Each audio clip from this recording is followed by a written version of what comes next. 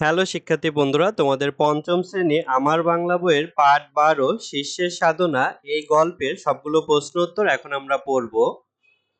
ক, একলব্য কি হতে চায়? উত্তর, একলব্য মস্ত বীর হতে চায়। খ, রাজবাড়ির মাঠে কে একলব্যকে কাছে ডাকলেন?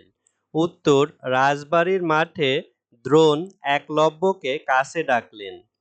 গ, একলব্যের মুখ কেন মলিন হয়ে গেল? উত্তর, একলব্য মস্ত বীর হতে চায়। সে শুনেছে দ্রোণ রাজপুত্রদের তীর চালানো শেখান। তার কাছে শিখতে পারলে মনের ইচ্ছা পূরণ হতে পারে। তাই গুরুর দেখা পাওয়ার জন্য সে রাজবাড়ির মাঠে ঢুকে পড়ে। দ্রোণ সবকিছু শোনার পর জানালেন যে সে শুধু রাজকুমারদের তীর চালানো শেখান, একলব্যকে শেখাতে পারবেন না।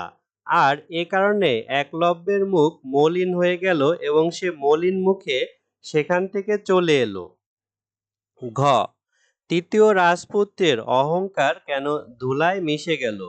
উত্তর, তৃতীয় রাজকুমার তীর নিক্ষেপে সবচেয়ে দক্ষ ছিল। এটি নিয়ে তার নিজের অহংকার ছিল। তৃতীয় রাজকুমার নিজেকে তীর চালনায় সেরা মনে করত, কিন্তু একলব্যের তীর চালনার কৌশল দেখে তার অহংকার ধুলায় মিশে গেল। উম, কুকুরের মুখে কিভাবে তীর মারা হয়েছিল? উত্তর, দ্রোণ রাজপুত্রদের তীর চালানোর পরীক্ষা নিতে বনে আসেন। এমন সময় একলব্য বনে তীর চালানো অনুশীলন করছিল।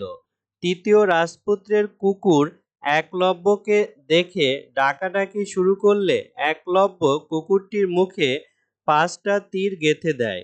কুকুরের মুখে এমন নিখুঁতভাবে তীর মারা হয়েছিল যেন কুকুরটি কষ্ট না পায়। চ, মনে মনে আপনাকে গুরু মেনে আমি এতদিন অনুশীলন করেছি। কথাটি কে কাকে কখন বলেছে? উত্তর, মনে মনে আপনাকে গুরু মেনে আমি এতদিন অনুশীলন করেছি কথাটি একলব্য তার গুরু দ্রোণকে বলেছিল। একলব্য যখন দ্রোণকে নিজের গুরু মানার কথা বলেছে, তখন তৃতীয় রাজপুত্র দ্রোণকে একলব্যের সামনে নিয়ে যায়।